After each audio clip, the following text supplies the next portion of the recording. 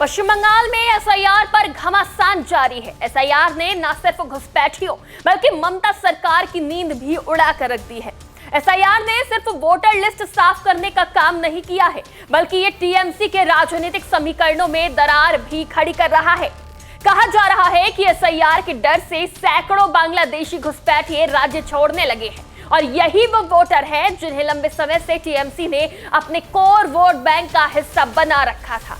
हालांकि इसके कोई पुख्ता सबूत नहीं है, लेकिन भाजपा ममता सरकार पर ऐसे तमाम आरोप लगाती रहती है। नमस्कार, TV24 नेटवर्क देख रहे हैं आप, मैं हूं आपके साथ शिखा मेहरोत्रा।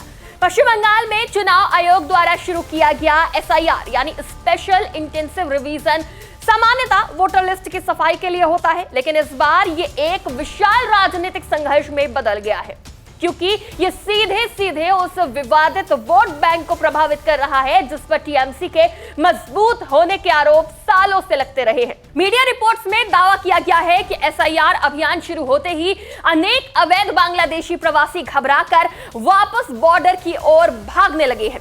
कुछ रिपोर्ट्स में बीएसएफ सूत्रों के हवाले से बताया गया है कि रोजाना सैकड़ों लोग सीमा पार कर भागने की कोशिश कर रहे हैं, क्योंकि एसआईआर कार्रवाई के दौरान कई फर्जी दस्तावेज जैसे वोटर आईडी, राशन कार्ड की जांच हो रही है, जिससे अवैध प्रवासियों में भय बढ़ गया है और हालात ऐसे हो रहे हैं कि माना जा रहा है कि टीएमसी का सबसे मजबूत राजनीतिक ढांचा कमजोर पड़ सकता है।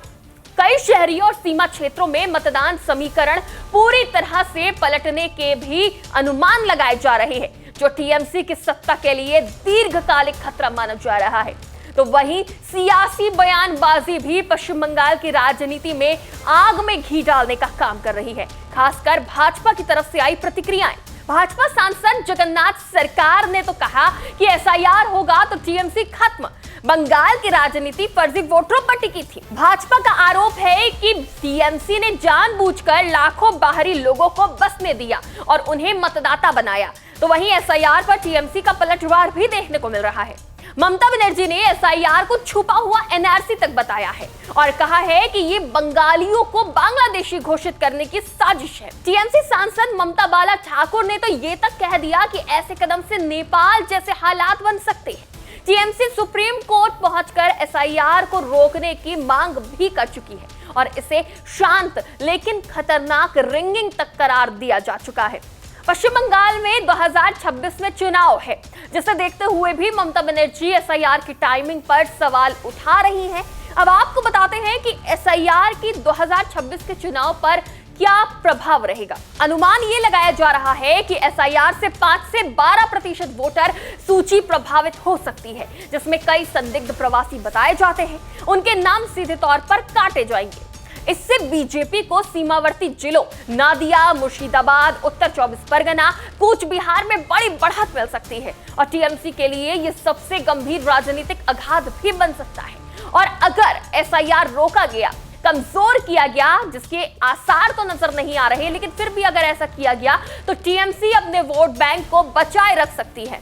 मामला राजनीतिक नैरेटिव की लड़ाई का भी बन गया है। बीजेपी कह रही है कि टीएमसी फर्जी वोटरों को बचा रही है। उधर टीएमसी का आरोप है कि बीजेपी बंगालियों को विदेशी कह रही है।